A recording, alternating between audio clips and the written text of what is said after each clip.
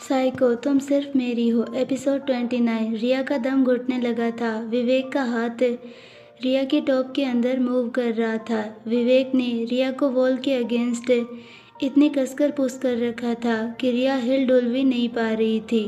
किस करते वक्त विवेक की पकड़ ढीली हो गई। रिया ने मौके का फ़ायदा उठाते हुए विवेक को पुश किया और जल्दी से उतर गई और जल्दी से अंदर जाने लगी। अब वो बिल्कुल भी इस आदमी के आसपास नहीं रहना चाहती थी। इसका कोई भरोसा नहीं था। रिया ने अपने कदम बढ़ाए ही थे कि विवेक ने उसका हाथ पकड़ लिया, उसे अपनी तरफ खींच लिया। रिया उसके सीने से जा लगी। विवेक ने अपना सर झुकाकर रिया के माथे को चूम लिया। मम्मा। रिया तुरंत विवेक से दूर हो गई। रिया ने अपने कपड़े ठीक किए, डाइनिंग एरिया की तरफ चल दी।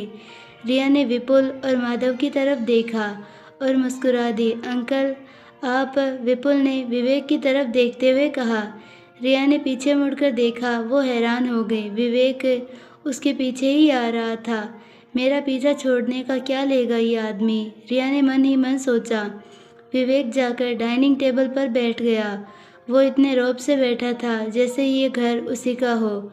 रिया ने गुस्से से विवेक की तरफ देखा, लेकिन वो कोई तमाशा नहीं करना चाहती थी, इसीलिए वो शांत रही। रिया वहाँ क्यों खड़ी हो, कम।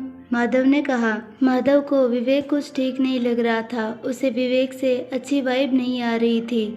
रिया ने मुस्कुराते हुए कहा, मेरा गिफ्ट कहाँ है माधव? ये रहा माय ब्यूटीफुल प्रिंसेस, माधव ने कहा। रिया डाइनिंग टेबल पर जाकर बैठ गई। उसके एक तरफ विवेक था, दूसरी तरफ माधव, और कहीं जगह नहीं थी। विवेक की नज़र रिया की मुस्कुराहट पर गई, जो इतनी बड़ी थी कि विवेक को खटक गई। माधव ने रिया के सामने एक बॉक्स रख दिया। रिया ने वो बॉक्स खोला। Strawberry cake.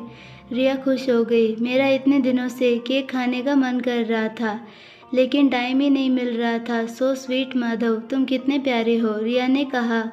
माधव की आंखें छोटी छोटी हो गई। सो स्वीट, मैं तुम्हें कोई लड़की दिख रहा हूँ? माधव ने रिया को घूरते हुए पूछा। हाँ, रिया मुस्कुरा दी। माधव ने उसका गाल खींचा। तुम भी कम नहीं हो। विवेक, जो कब से शांत बैठा हुआ था, उसका खून खौल गया। उसने अपने हाथ में स्पून पकड़ लिया। यम्मी, डिलीशियस, रिया ने बाइट लेते हुए कहा। मम्मा, मैं भी, मुझे भी केक खाना है, विपुल ने कहा। रिया ने विपुल की तरफ केक का एक पीस बढ़ाया, विपुल को खिला दिया। मम्मा, विपुल खुद खाएगा। विपुल अब बड़ा हो गया, विपुल ने मासूमियत से कहा। रिया ने विपुल को केक दे दिया। रिया ने दूसरा पीस माधव की तरफ बढ़ाते हुए, तुम भी टेस्ट करके देखो माधव। माधव ने अपना मुंह खोल दिया।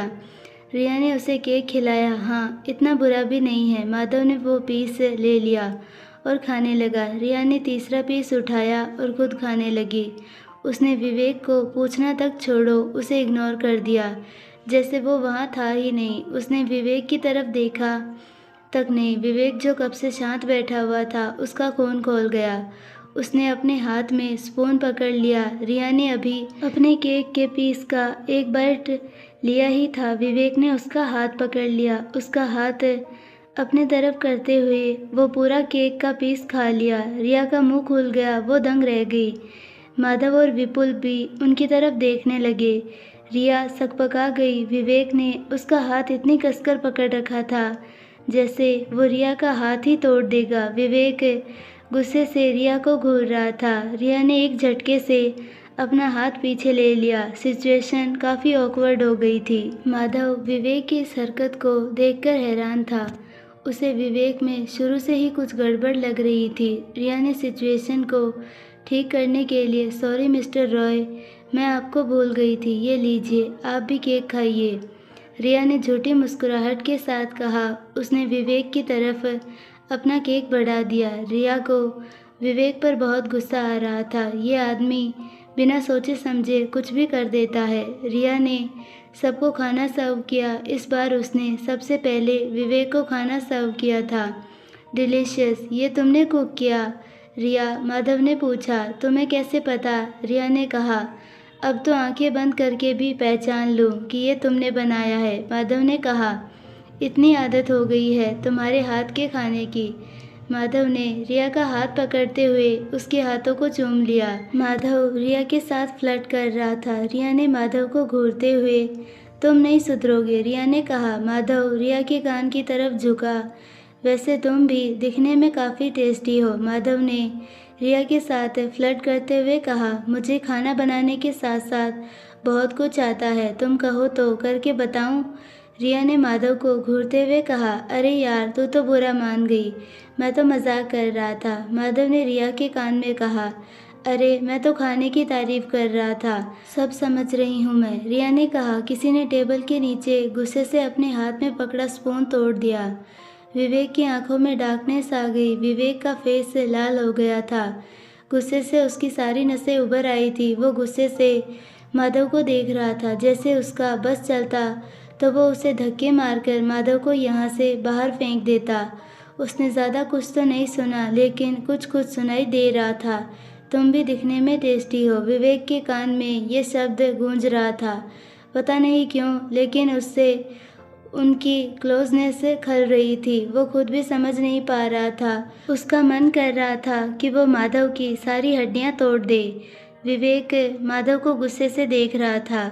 उसे देखने से लग रहा था जैसे वो माधव को तोड़ फोड़ देगा। तभी उसकी नज़र रिया की मुस्कुराहट पर गई। उसकी आंखें तीखी हो गई। ये मुझे देखकर तो कभी इतना नहीं मुस्कुराती। मुझे देखकर मुस्कान तो दूर है, मुझ पर सिर्फ जहर उगलना आता है इसे, विवेक ने गुस्से से सोचा। विवेक ने विपुल की तरफ देखा जो उसे ही देख रहा था। विपुल का फेस केक से लिपट गया था। विवेक ने जैसे तैसे खुद ही गुस्से को कंट्रोल किया। विवेक ने अपना हाथ आगे बढ़ाते हुए विपुल के फेस से केक साफ कर दिया। विपुल ने अपनी आंखें टिमटिमाते हुए, अंकल आपके होठों से ब्लड आ रहा है। रिया सकपका गई। विवेक के चेहरे पर इवल स्माइल आ गई। विवेक ने रिया की तरफ देखा जो विवेक को घूर रही थी। माधव भी विवेक की तरफ देखने लगा। विवेक को माधव नापसंद था। वो बेटा एक जहरीली बिल्ली ने काट खाया, विवेक ने कहा। रिया की आंखें बड़ी बड़ी हो गई। इस आदमी ने उसे जहरीली कहा, इसकी इतनी हिम्मत। रिया ने टेबल के नीचे से जोर से विवेक के पैर पर किक की थी। विवेक के होठों पर तिरछी मुस्कान छा गई।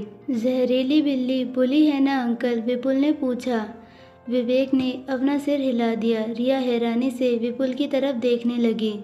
उसका बेटा विवेक से इफ़ेक्ट हो रहा था, क्योंकि विपुल ज़्यादा किसी से बात नहीं करता था, लेकिन विवेक के साथ विपुल घुल मिल गया था, वो भी सिर्फ कुछ घंटों में ही। क्या ये इस वजह से था क्योंकि दोनों का ब्लड रिलेशन था? क्या ये ब्लड लव था? रिया विवेक और विपुल की तरफ ध्यान से देखने लगी। वो ध्यान से दोनों को देख रही थी। विवेक और विपुल की आंखें एक जैसी थी। विपुल की नोज़ विवेक जैसी ही थी। विपुल की लिप शेप भी विवेक जैसे ही थे। विपुल और विवेक के कान भी एक जैसे थे। विपुल की स्माइल भी विवेक की किलर स्माइल जैसी ही थी। रिया ने अभी नोटिस किया कि विवेक और विपुल का खाने का तरीका भी एक जैसा ही था। उसका बेटा पूरा का पूरा अपने बाप पर गया था। माधव कब से रिया को नोटिस कर रहा था, जो विवेक और विपुल को देख रही थी। माधव के भाव बदल गए। उसकी आंखों में कुछ आकर गुजर गया। माधव विवेक को गुस्से से देखने लगा। वो जानना चाहता था कि आखिर यह आदमी है कौन। इससे पहले उसने उसे कभी नहीं देखा। वो इतना बेवकूफ़ नहीं था कि इनके बीच कुछ तो है।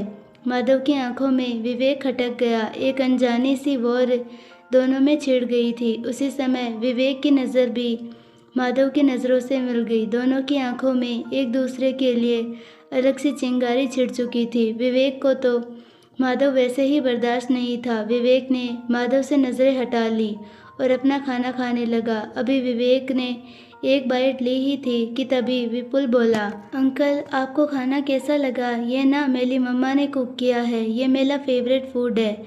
मेरी मम्मा ना वर्ल्ड दी बेस्ट कुक है, विपुल ने कहा। रिया के चेहरे पर स्माइल आ गई। उसे विपुल का ये कॉम्प्लीमेंट बहुत अच्छा लगा।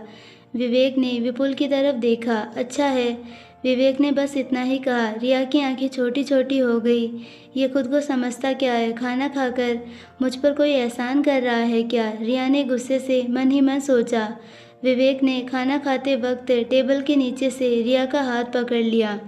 रिया की आंखें बड़ी बड़ी हो गई। रिया ने अपना सर उठाकर माधव और विपुल की तरफ देखा जो अपना खाना खा रहे थे। रिया ने अपना हाथ पीछे लेने की कोशिश की लेकिन विवेक की पकड़ कस गई। रिया ने विवेक के पैर पर मारा लेकिन विवेक की पकड़ और ज़्यादा कस गई। रिया ने गुस्से से विवेक का हाथ हटाने की कोशिश की लेकिन वो शांति से अपना खाना खा रहा था। मम्मा, विपुल को और भूख लगी है, विपुल ने अपने पेट पर हाथ फेरते हुए कहा। रिया ने अपना हाथ छुड़ाने की कोशिश की लेकिन उसके चेहरे पर किलर स्माइल आ गई। रिया को विपुल को खाना सर्व करना था।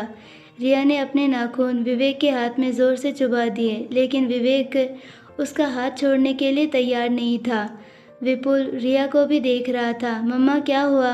आप विपुल से गुस्सा हो? विपुल ने पूछा। सॉरी मम्मा, विपुल आपकी सारी बातें मानेगा, विपुल ने मासूमियत से कहा। लेकिन उसे क्या पता था कि उसकी मम्मा किस सिचुएशन में फंसी हुई थी।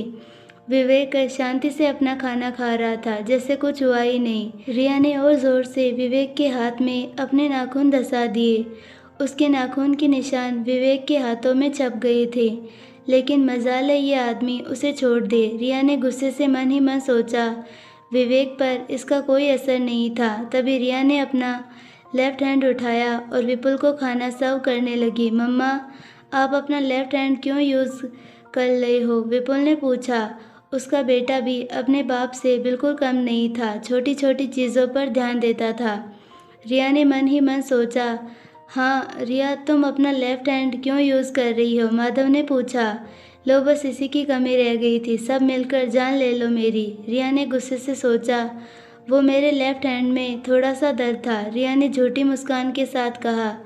माधव और विपुल ने अपना सर हिला दिया और वापस अपना खाना खाने लगे। विवेक भी चुपचाप अपना खाना खा रहा था। रिया ने गुस्से से उसकी तरफ देखते हुए, दुष्ट आदमी, रिया ने चिढ़ते हुए कहा। विवेक चुपचाप खा रहा था जैसे कुछ हुआ ही नहीं लेकिन उसकी पकड़ रिया पर बहुत कस गई थी। रिया अब लेफ्ट हैंड से खा रही थी। माधव ने रिया को देखते हुए कहा। रिया ने उसकी तरफ देखा। तुमसे कुछ डिस्कस करना था। माधव ने एक नज़र विवेक को देखा। It's personal. माधव ने रिया को इशारा किया।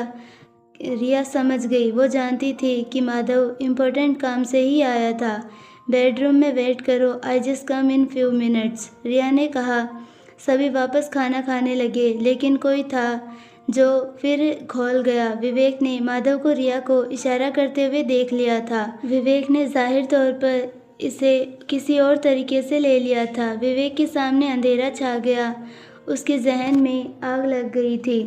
विवेक ने रिया का हाथ और कसकर पकड़ लिया। रिया को अपने हाथ में तेज दर्द हुआ। विवेक गुस्से से कांप रहा था। रिया भी महसूस कर रही थी क्या हो गया अचानक से इसे। मम्मा, विपुल को पेट भर गया। विपुल का छोटा सा पेट भी हल्का बाहर आ गया था। विपुल ने अपने पेट पर हाथ फेरा। विपुल उठकर रिया की तरफ आने लगा। तभी विवेक ने रिया का हाथ छोड़ दिया। रिया ने अपने हाथ को मसला, उसे दर्द हो रहा था। आज भी ये आदमी बिल्कुल नहीं बदला। विपुल रिया की तरफ आ रहा था। मम्मा, विपुल को कैंडी खानी है। नो, कोई कैंडी नहीं मिलेगी, अब बस सिर्फ मिल्क शेक मिलेगा और कुछ नहीं। विपुल का मुंह बन गया। तभी विपुल की नज़र विवेक के हाथ पर गई। अंकल, आपके हाथ से फिर से ब्लड आ रहा है। विपुल ने विवेक का बड़ा सा हाथ पकड़ लिया। विपुल ने अपने छोटे छोटे हाथों से विवेक का हाथ पकड़ रखा था। अंकल, विपुल आपकी चोट पर ड्रेसिंग करेगा। विपुल विवेक का हाथ पकड़ते हुए सोफे की तरफ ले जाने की कोशिश कर रहा था।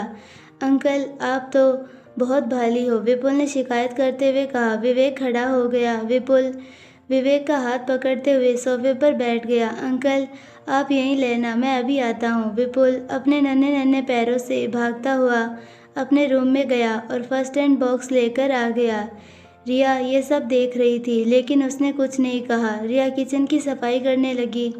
माधव बेडरूम में चला गया था। रिया का लैपटॉप उठाकर उस पर कुछ करने लगा। उसने अपने कानों में हेडफोन लगा लिया। विवेक ने जब माधव को बेडरूम में जाते देखा, उसकी आंखें तीखी हो गई, उसके जबड़े कस गए। रिया किचन में काम कर रही थी। बीच बीच में वो विवेक और विपुल को देख रही थी। उसे विवेक पर बिल्कुल भरोसा नहीं था। विपुल विवेक के हाथ में फूंक मार रहा था जैसे रिया विपुल की चोट पर लग जाने पर उसकी ड्रेसिंग करती थी। विपुल भी वैसे ही कर रहा था।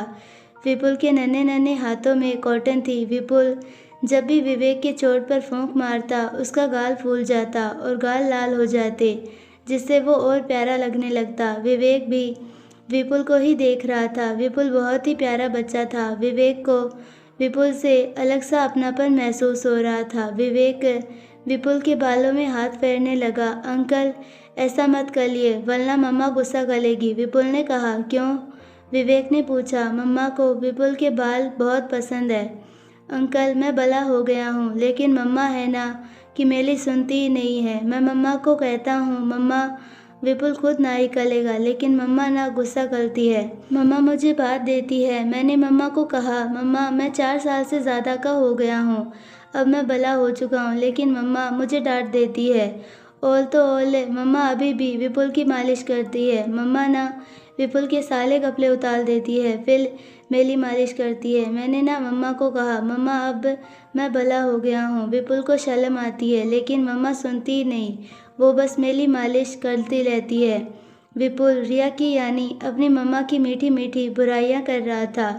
विवेक उसकी बातें सुन मुस्कुराए जा रहा था। रिया दूर से उन दोनों को देख रही थी। रिया नहीं चाहती थी कि विवेक का साया भी विपुल पर पड़े, लेकिन सच्चाई ये थी कि विपुल विवेक का ही बेटा था। भले ही ये सच्चाई कड़वी थी, लेकिन उतनी ही सच्ची थी। अक्सर सच कड़वा ही होता है, उसे ना चाहते हुए भी हमें एक्सेप्ट करना ही पड़ता है। रिया नहीं चाहती थी कि विपुल विवेक से मिले, लेकिन आज ही दोनों मिल गए। हम जो चाहते हैं वैसा हमेशा नहीं होता। वो विवेक को देखना तक नहीं चाहती थी, लेकिन वो उसके सामने ही बैठा था और वो उसे ही देख रही थी। अक्सर हम जो चाहते हैं वैसा नहीं होता, लेकिन इसका मतलब ये हरगिज़ नहीं था कि उसकी नफ़रत विवेक के लिए कम हो गई। नो नेवर, कभी नहीं। वो उससे डरती नहीं थी, बल्कि उसे मुंह तोड़ जवाब देने के लिए तैयार थी। आज के बाद शायद वो विवेक और विपुल को कभी भी करीब नहीं आने देगी। भले ही विपुल का बाप था, लेकिन वो विपुल की मम्मा थी। उसने विपुल को इतना बड़ा किया। विपुल उसकी जान था। विवेक का उस पर कोई हक नहीं था। उन दोनों की ज़िंदगी में विवेक की कोई जगह नहीं थी, ना ही है और ना ही होगी। विपुल बस मेरा बेटा है। रिया यही सब सोचते हुए विवेक और विपुल की तरफ आ गई। मम्मा मेरी सुनती ही नहीं है, बल्कि विपुल पर बहुत गुस्सा करती है। अब वो मुझे डांट कर मिल्क शेक भी पिलाएगी। मुझे मिल्क शेक बिल्कुल अच्छा नहीं लगता, लेकिन वो फिर भी ज़बरदस्ती पिला देती है, विपुल ने रिया की शिकायत करते हुए कहा। विवेक रिया की बुराइयां सुनने में अलग ही मज़ा आ रहा था। उसे विपुल की मासूमियत पर प्यार आ रहा था। विवेक को बच्चे नापसंद थे। वो हरगिज़ बच्चों को पसंद नहीं करता था। उसके हिसाब से बच्चे बस इरिटेट करते हैं, लेकिन विपुल में कुछ अलग था। रिया खुद की बुराइयां सुनकर हैरान थी, वो भी अपने ही बेटे के मुंह से। उसका बेटा कितना बिगड़ गया था। क्या कहा विपुल तुमने? रिया की आवाज़ सुन विपुल चौंक गया। वो डर गया। रिया ने विपुल का कान पकड़ लिया। क्या कर रहे थे तुम मम्मा के बारे में? रिया ने विपुल का कान खींचते हुए कहा। नहीं मम्मा, मैं कुछ नहीं कह रहा था। विपुल तो बस अंकल से बातें कर रहा था, विपुल ने अपनी मम्मा की डांट से बचने के लिए कहा। लेकिन विपुल मम्मा की बुराइयां कर रहा था। मम्मा ने खुद सुना। नहीं नहीं मम्मा, विपुल को दर्द हो रहा है। मम्मा, विपुल का कान लाल हो गया था। मम्मा, दर्द हो रहा है। विवेक ने रिया का हाथ दूर कर दिया। दिखाई नहीं दे रहा, उसे दर्द हो रहा है। विवेक ने विपुल का कान सहलाया, जो कि पूरा लाल हो गया था। विपुल जाकर विवेक की गोद में बैठ गया। अच्छे अंकल, बोली मम्मा कट्टी, विपुल ने कहा। रिया विपुल को घूर रही थी। बहुत बिगड़ गए हो ना तुम्हें पनिशमेंट की ज़रूरत है, रिया ने विपुल को डराते हुए कहा। विपुल ने अपना मुंह विवेक के सीने में छुपा लिया। रिया के हाथ में मिल्क का गिलास था। ये लो विपुल, इसे फिनिश करो, रिया ने कहा। विपुल ने अपना फेस विवेक के सीने से निकालते हुए, नहीं मम्मा, मुझे नहीं पीना। विपुल ने मिल्क के ग्लास को देखकर मुंह बनाया। ये मुंह बनाने से कुछ नहीं होगा, चुपचाप फिनिश करो, रिया ने विपुल को डांटा। विपुल ने विवेक की तरफ देखा, जैसे कह रहा हो, देखा अंकल, मैं सही कह रहा था ना। विवेक ने विपुल की तरफ देखा और अपना सिर हिला दिया। विवेक के चेहरे पर छोटी मुस्कान आ गई। विवेक ने रिया के हाथ से दूध का गिलास ले लिया और विपुल के मुंह से लगा दिया। फिनिश इट, विवेक ने कहा। विपुल को मजबूरन दूध पीना ही पड़ गया। विपुल ने आनाकानी करते हुए दूध पी भी लिया। ये अंकल भी मम्मा जैसे ही निकले। मुझसे कोई प्यार नहीं करता, जिसे देखो बस मुझे बच्चा समझकर दूध पिला देते हैं। अले अब मैं बड़ा हो गया हूँ, कोई समझता ही नहीं है, विपुल ने खुद से कहा। विपुल ने मिल्क को फिनिश किया। विवेक ने उसका मुंह साफ किया। रिया वापस किचन में चली गई। कुछ देर में वो वापस आ गई। विपुल विवेक की गोद में सो गया था। विवेक उसे ही गौर से देख रहा था। रिया ने विवेक की गोद से विपुल को उठाने की कोशिश की। विपुल चौंक कर उठ गया। विपुल सोने लगा। मम्मा, बोला सपना। रिया विपुल की पीठ सहलाने लगी। ऐसे रोते नहीं, क्या हुआ मेरे बच्चे को? रिया ने विपुल को पुचकारते हुए कहा। क्या आपने बुरा सपना देखा? रिया विपुल की पीठ सहलाने लगी। विपुल रो रहा था। रिया उसे लेकर हॉल में ही टहलने लगी। वो विपुल को चुप कराने में लगी हुई थी, लेकिन विपुल चुप होने का नाम ही नहीं ले रहा था। विवेक, जो कब से रिया और विपुल को देख रहा था, उससे अब वो रहा नहीं गया। उसने रिया से विपुल को ले लिया और विपुल को लेकर टहलने लगा। विवेक विपुल की पीठ सहला रहा था। विपुल ने अपने नन्हे नन्हे हाथों से विवेक की नेक पकड़ ली। विपुल ने अपने नन्हे नन्हे हाथों से विवेक की नेक इतनी कसकर पकड़ रखी थी, जिससे साफ जाहिर हो रहा था कि वो डर गया था। विपुल अभी भी रो रहा था। क्या हुआ आपको? कुछ नहीं होगा, बोला सपना। अब कोई बुरा सपना नहीं आएगा, विवेक ने विपुल का सर अपने कंधे पर टिकाते हुए कहा। विपुल धीरे धीरे करके फिर सो गया। विवेक उसे लेकर टहला रहा था। यही होता है बाप, जब उसके बच्चे को उसकी ज़रूरत होती है तब वो वहाँ मौजूद होता है। एक बाप का कंधा मजबूत होता है, जिससे उसके बच्चों को एहसास होता है कि वो पूरी तरीके से सेफ हैं। रिया चुपचाप खड़ी थी, अनजाने में ही सही, लेकिन विपुल विवेक के साथ घुल गया था। वो विवेक के साथ अटैच हो गया था। अब रिया के अंदर एक अनजाना सा डर बैठ गया था। अगर विवेक को वाकई में पता चल गया कि विपुल उसी का बेटा है, तो वो किसी भी कीमत पर विपुल को उससे छीन लेगा। वो किसी भी हद तक गिर सकता था। ये ख्याल आते ही रिया का दिल कांप गया। रिया विवेक की तरफ बढ़ गई। रिया ने विवेक के हाथ से विपुल को छीन लिया, विपुल को अपने सीने में छुपा लिया। विवेक को रिया की ये हरकत बिल्कुल पसंद नहीं आई और विवेक रिया को घूर रहा था। रिया ने विवेक की तरफ देखते हुए अपनी शक्ल मुझे मत दिखाना, दफ़ा हो जाओ यहाँ से, रिया ने नफ़रत के साथ कहा। विवेक की मुट्ठियाँ कस गई। रिया के इतना कहने के बाद विपुल को लेकर बेडरूम की तरफ बढ़ गई। विवेक ने उसका हाथ पकड़ लिया। रिया ने उसका हाथ झटकने की कोशिश की। विवेक की पकड़ और टाइट हो गई। 2 मिनट में बाहर वापस आओ, विवेक ने गुस्से से कहा। क्यों? तुम हो कौन और मैं तुम्हारी बात क्यों मानूं? रिया ने गुस्से से कहा। विवेक के चेहरे पर कातिल मुस्कान आ गई। तुम मुझसे अनजान नहीं हो, भले ही तुम बदल गई, लेकिन विवेक रॉय आज भी वही है, विवेक ने रिया के हाथ पर पकड़ करते हुए कहा। रिया ने उसका हाथ झटकते हुए, लेकिन रिया बदल चुकी है मिस्टर रॉय। विवेक ने अपने होठों को आपस में कसकर बंद कर लिया। अगर तुम नहीं आई तो मैं यहाँ से कहीं नहीं जाऊँगा, विवेक ने शैतानी स्माइल के साथ कहा। और तुम ऐसा हरगिज़ नहीं चाहोगी। मैं नहीं आने वाली, रिया ने सपाट लहजे में कहा। तो तुम चाहती हो कि मैं यहाँ से कहीं ना जाऊँ, विवेक ने वापस रिया को फंसा लिया था। रिया ने गुस्से से विवेक की तरफ देखा। रिया विपुल को लेकर रूम में चली गई। उसने विपुल को ठीक से बेड पर सुला दिया, उसे ब्लैंकेट से कवर कर दिया। रिया ने माधव की तरफ देखा, जो लैपटॉप में बिजी था।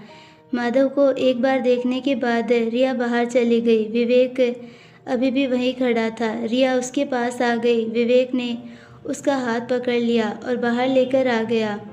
उसे अपनी कार की तरफ लेकर जा रहा था। रिया ने गुस्से से अपना हाथ पीछे लेते हुए, अपनी हद में रहिए मिस्टर रॉय। विवेक ने रिया को कार के अगेंस्ट ब्लॉक कर दिया। वो गुस्से से रिया को घूर रहा था। वो आदमी तुम्हें क्या इशारे कर रहा था? विवेक ने गुस्से से पूछा। पहले तुम मुझसे दूर रहो, रिया ने विवेक को दूर करते हुए कहा, लेकिन विवेक ने उसे बाहों में जकड़ लिया कि रिया के चेहरे पर शातिर मुस्कान आ गई।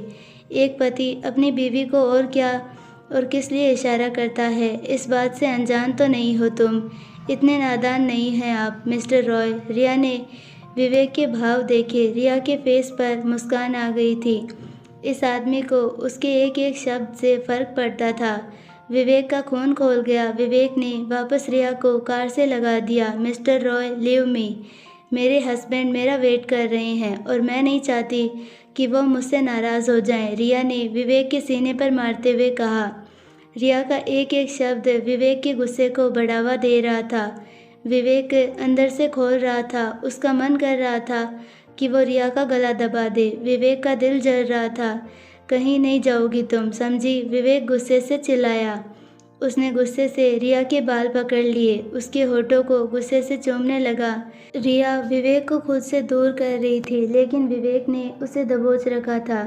रिया को अपने मुंह में ब्लड का टेस्ट आ रहा था। विवेक गुस्से में जैसे पागल हो गया था। रिया को दर्द महसूस हो रहा था। रिया जितना उसे खुद से दूर करती, विवेक उतना ही पागल होता जा रहा था।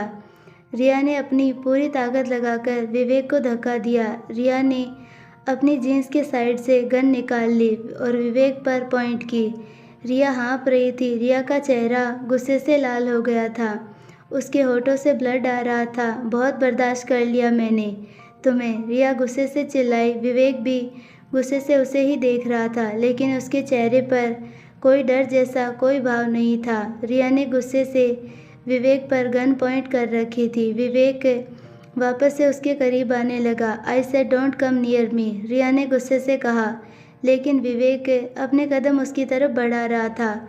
रिया ने गुस्से से गन का ट्रिगर प्रेस कर दिया, लेकिन गन में तो गोलियां ही नहीं थी। रिया हैरान हो गई। विवेक के चेहरे पर जहरीली मुस्कान छा गई। रिया ने गुस्से से विवेक की तरफ देखा।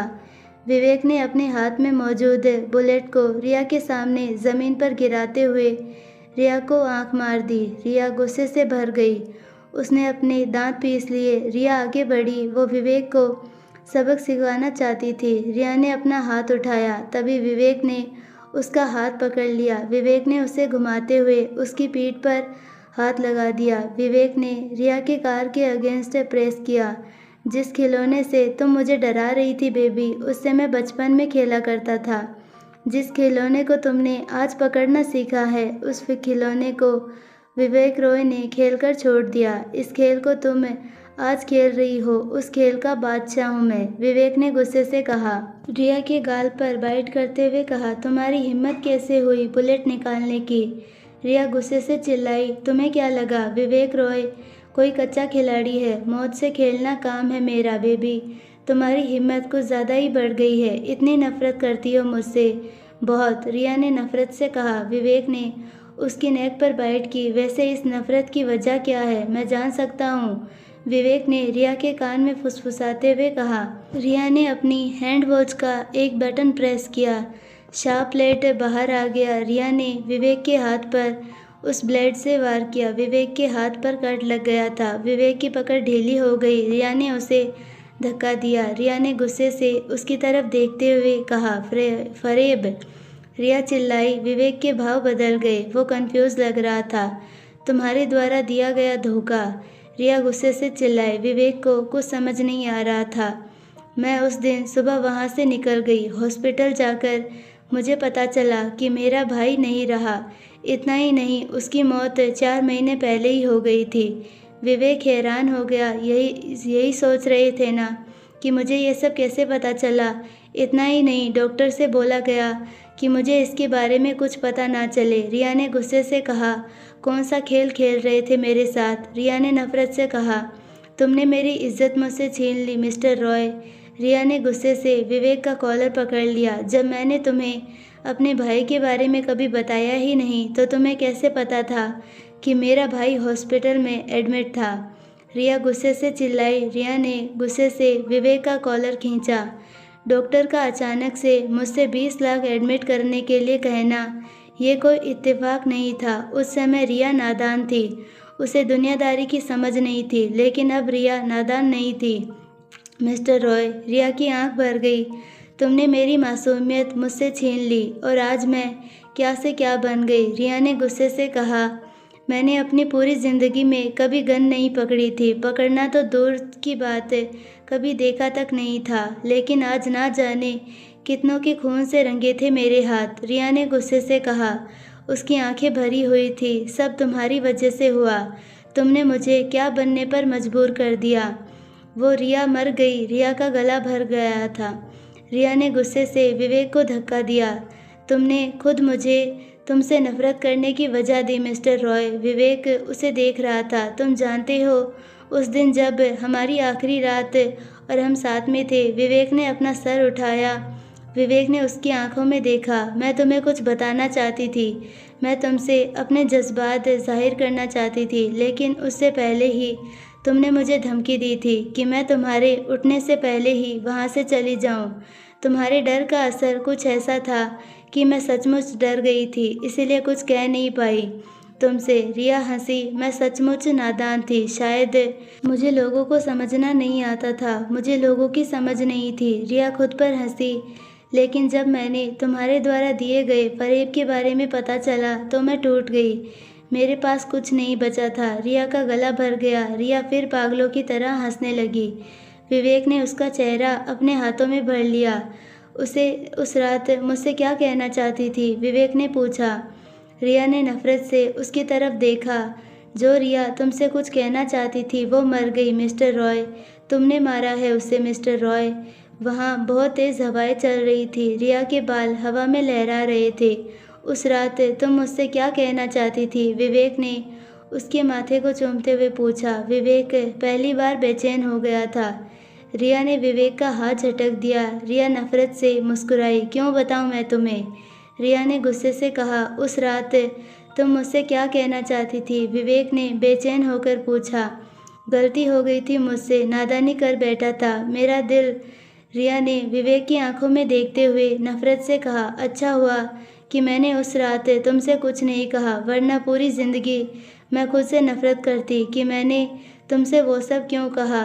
क्या कहना चाहती थी तुम उस रात, विवेक ने रिया के चेहरे को अपने हाथों में वापस से थामते हुए कहा। विवेक हद से ज़्यादा बेचैन हो गया था। रिया ने गुस्से से उसका हाथ झटक दिया और विवेक से दूर जाने लगी, लेकिन विवेक ने उसका हाथ पकड़ लिया, उसे वापस अपने की तरफ खींचते हुए अपने सीने से लगा लिया। आई होप आपको ये पार्ट पसंद आया होगा। अगर पसंद आया तो प्लीज़ वीडियो को लाइक, शेयर और चैनल को सब्सक्राइब ज़रूर कीजिए और बेल आइकन नोटिफिकेशन को ऑल पर सेलेक्ट कर दीजिए ताकि हमारी सारी वीडियोस की नोटिफिकेशंस आपको मिलती रहे। मिलते हैं नेक्स्ट पार्ट में, तब तक के लिए बाय, धन्यवाद।